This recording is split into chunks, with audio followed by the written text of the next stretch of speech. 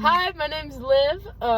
Today I have my friends Kate, Angel, and Sarah sitting here with me, and we're gonna talk about some self-esteem and the different issues that surround it. So we'll just start right off. So I found some research, and it said from the think tank, and they said that 79% of women struggle with self-esteem. The dictionary definition of self-esteem is confidence in one's own worth or abilities, self-respect. And the psychology definition is the degree to which the qualities and characteristics contained in one's self-concept are perceived to be positive. So, first question for you guys is, do you think a lack of self-esteem is a problem in our society? Angel, I know you have an answer already. Go ahead. I was waiting. No, I definitely believe that a lack of self-esteem is a big issue in our society because I think it deters a lot of people from going towards things that they want because they don't believe in their worth and they don't believe in their qualifications in it. And so you see a lot of people stepping back from their dreams and their passions just because they don't believe that they're worthy of them. Snaps.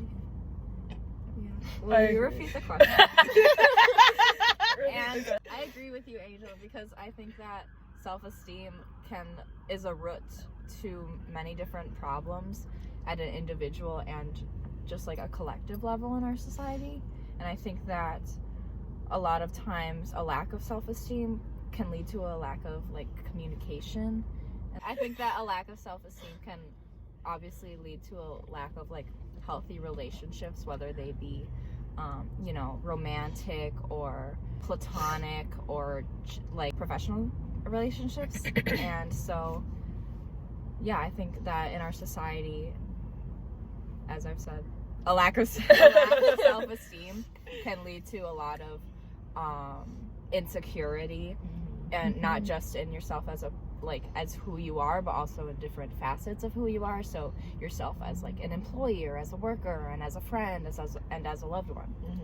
Yeah, and I think with that lowered self-esteem, I think that just like lowers the standards of everything. So like if you have a low self-esteem, you're picturing like yourself as not being good enough and your work is not being good enough.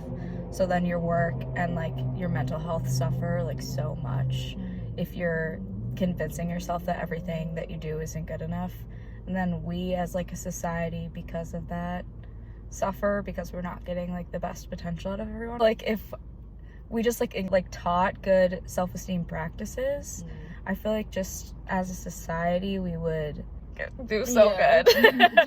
Can you think of like you said, like practice it like in like society? Like, can you think of like an example of what that could look like?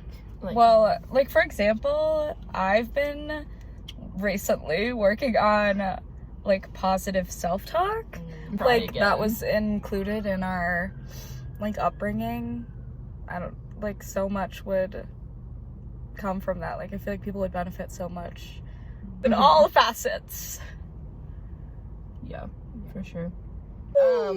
So I found an interview with Angelina Jolie. Obviously, beautiful woman, amazing, talented, all the things. Someone asked her if she struggles with self-esteem, and she said, "Oh God, I struggle with low self-esteem all the time." So just in reference with that, do you think it's possible to know if someone's confident, like based off of how they look or just like by looking at them? No. Absolutely not. Absolutely not. I think that fake it till you make it is a really interesting motto, and it's one that I try to live by, but also that's not like a guarantee. Like appearing confident is something that can't really be perfected or like reached. I think it's something that happens very introspectively, and I think that if you are at a place where you're confident with yourself and your abilities, I think that can be kind of felt by other people, but that doesn't necessarily mean that people can detect like confidence on the other end of the spectrum, on the other side. like that is false. And I think appearing confident and feeling confident are two different Yeah. things. Like, since someone who's projecting confidence is probably not very confident. It's just like a facade they're trying to put up. Right, it only goes so far. Mm-hmm. Yeah, and I think like true confidence stems from just like an understanding of yourself, and it's just like, how can you see that in someone? How can you see that someone, like, if it's not someone who you're close with, how can you see that? So I think like confidence is just like so like meta. So yeah. Yeah. So like, It's tough. why do you think that we assume, like, collectively as a society, like, when you see people that are famous or that are like super beautiful or very successful, like, what do you think like makes us believe that they're like confident and they have it all together? I think that we, as a culture and society, associate celebrities and really consider them on a certain pedestal, and it's hard to really wrap our heads around that these people also have like can have problems, because you know they have extraordinary wealth and they're usually very beautiful, or you know are in very powerful industries and have access to a lot of things that regular people don't have. So I think that it's hard for us to really understand sometimes, because it's kind of the grass is greener on the other side. Yeah. And I think even like putting it on like our eyesight kind of deal of like, there's so many girls that I like know in classes, or like that I see on the street, and they're just like, you know, they have the body type that you want, or they look like they have it together, they look like they have all their friends or whatever, and you're like, how could they possibly like have any struggles in their life? Yeah. And then when you have like one single conversation with them, are the ones who are like very much crippling, like self-esteem, crippling, does not have any sort of confidence, but it's just that projection like we were talking about earlier. Like, I totally agree with you, Angel. I was gonna say, I think that we assume that when you're successful, you are confident and you don't have self-esteem issues. So like when you see someone who's like super famous and rich and like has had like an amazing life, you're like, oh my god, they are so successful, they must be like so happy and proud of what they've done and like super confident. Do you think there's anything that can be done to like combat these like facades that everyone seems to have, or different like standards that we seem to hold others to? It's so ingrained into our minds to just project out to the happiest moments of our lives, and like to do that. And when you try to post anything or like try to like say anything that's like, oh, like I'm not doing well, or not this or not that, you're attention seeking. And so it's more along the lines of just like, we need to work on our micro level to affect the macro level. So like, but starting off with just like our friend groups, and starting off with our like individually like our little circles, and creating spaces of vulnerability, and creating spaces where like those sadder narratives can be heard. And so say like, you know, every person goes into their friend group and does that. They create vulnerability that enacts more vulnerability, and it's just like a domino effect. And so then people can actually like start to be their authentic self. I think it's like so much easier said than done, and I feel For like sure. it's just, but I think that in one certain like lens of self-esteem, I do think really hot take here that social media is a huge problem, especially now. I know, right? Like this concept of casual Instagram is very harmful, and the idea of like that our lives can be reduced to like photo dumps and collections of photos, and just how like these very casual like, photos of like what you're doing is actually more harmful than posting formal like rehearsed selfies and things like that, because it brings out an idea of look at all these fun things that this like girl is doing. It just reinforces these self-esteem issues. So I feel like I don't know how Instagram or different apps could be like less harmful to mental or to self-esteem, because I think that the idea of Instagram being more casual and people posting whatever they want is rooted in, oh, let's stop taking Instagram so seriously.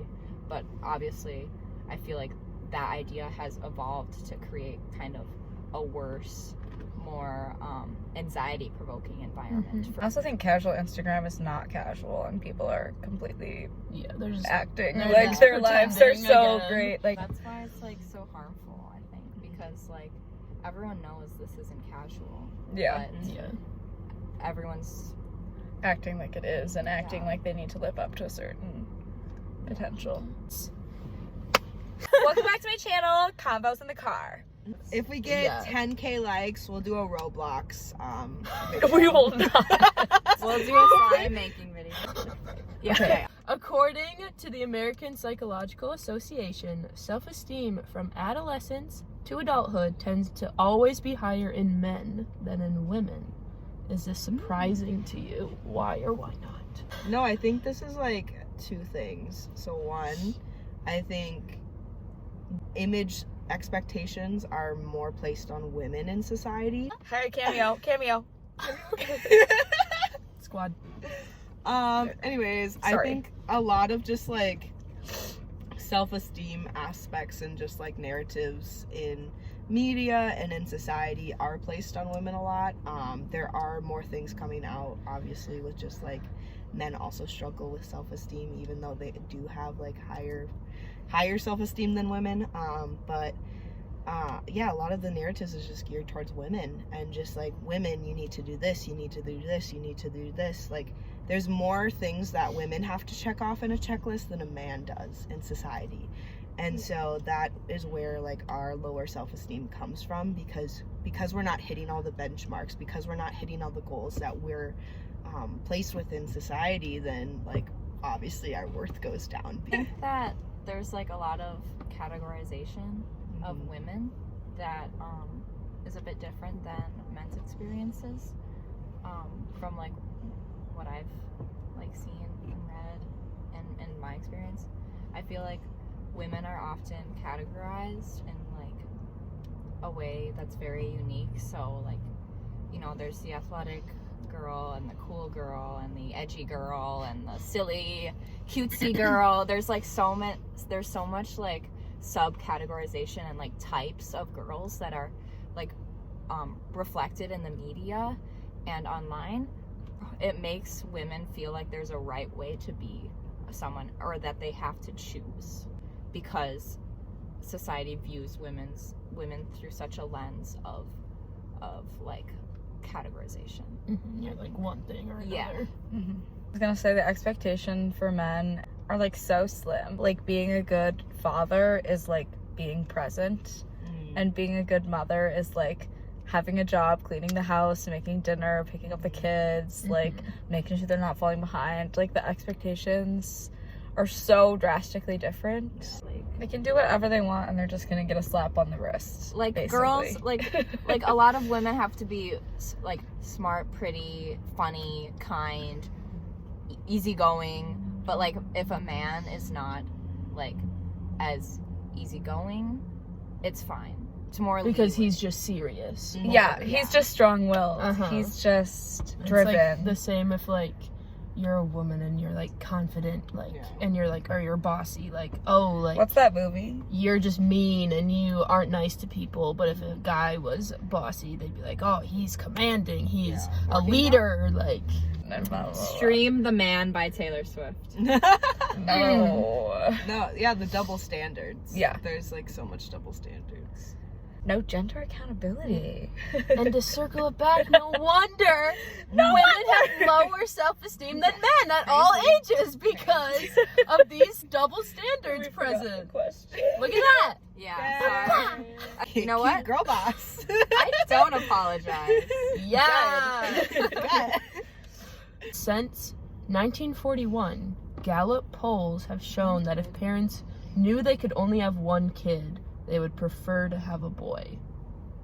So do you... Rude. Yeah. Do you think young girls are, like, devalued compared to young boys? Absolutely. You know, the stereotypes of having to raise a girl of like they're gonna be so dramatic, they're gonna need so much, or just like any other, you know, just stereotypes of how like women are raised.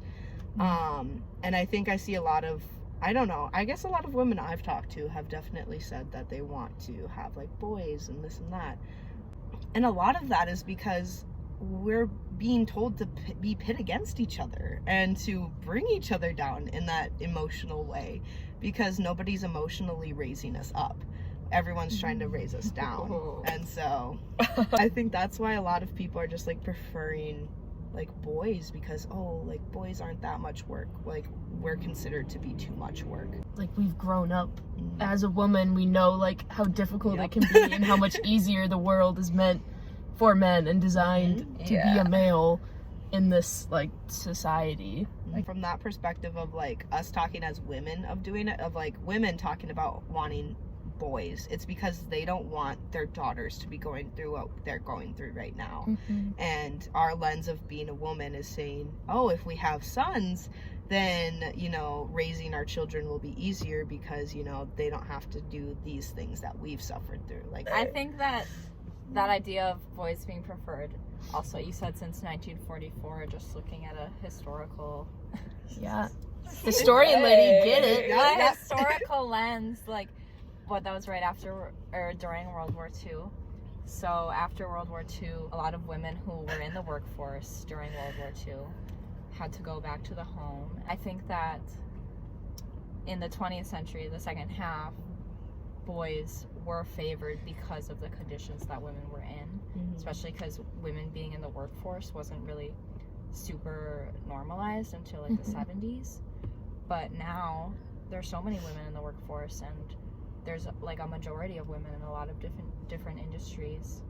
Who do you think you are? I keep forgetting that you're recording when I'm not talking. So like I burped a couple times, and each time that I burped, I like held it in my mouth. It was We'll focus on how men can affect women's self-esteem.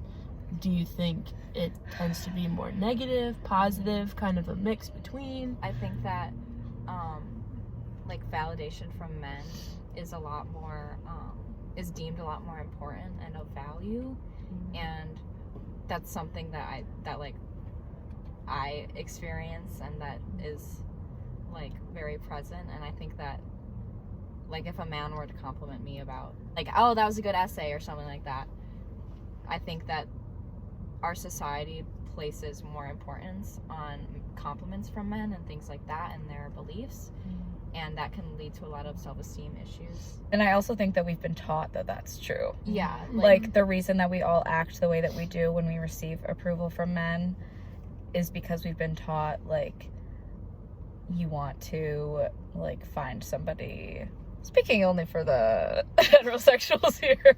For the heterosexuals. I'm sorry, I apologize. No, but like when you're told that the best way to find happiness is like with a partner, and in order to do that you have to get approval from men.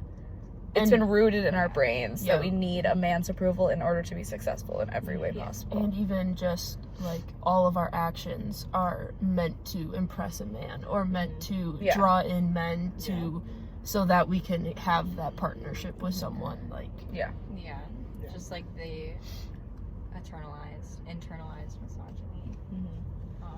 I think all women internalize misogyny, and it's really hard to remove because it's so ingrained in us. And I think I think it's across all sexualities, because the patriarchal hierarchy is men at the top. So just like speaking off of my own experience, I worked at a Christian summer camp, and a lot of the men that I worked with were very like complimentive. Like they would always just say, "Oh, Angel, like you look so nice today," or "Oh, Angel, you're so sweet," or like blah blah blah blah blah. Like compliments were so frequent. And I think what the thing is that men like think that compliments only come when it's romantic. And that's when I think so like women, like we compliment each other like nobody's business. Like every single day, like slay queen slay is what you say. That rhymed. But men, I know, I did it on purpose. Yeah. But men are like, their idea is that we only praise women when we're interested in them romantically. Yeah. But rather, like, let's change the narrative of that. Like, let's be let's compliment everyone. Like, let's acknowledge good work. Let's acknowledge beauty. Let's acknowledge everything when it's due. Like, acknowledge something when acknowledgement is due. And so I think that's what's really hard, is because we place so much value in romantic relationships with men as heterosexual women. Because, like, you know, like, women are very much emotional, like, people. That's what we talk a lot about that in my intimate relationships class, of like, a lot of what women need is emotional connection. And so we need that emotional aspect just in our everyday lives, not just our romantic lives, our social lives, our professional lives. We need emotional connection, and being able to, like, remove the idea of, oh, men only compliment women when you're romantically, you know, interested in them.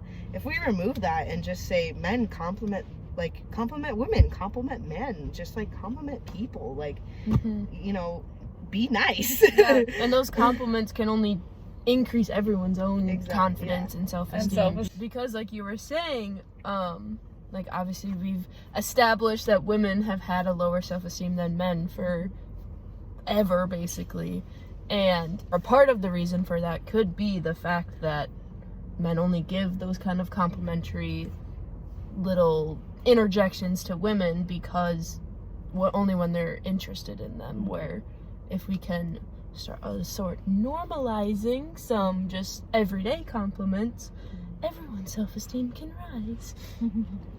Flourish. Look at that. She wraps it all up in a pretty bow. Dang. Is that it? Cut!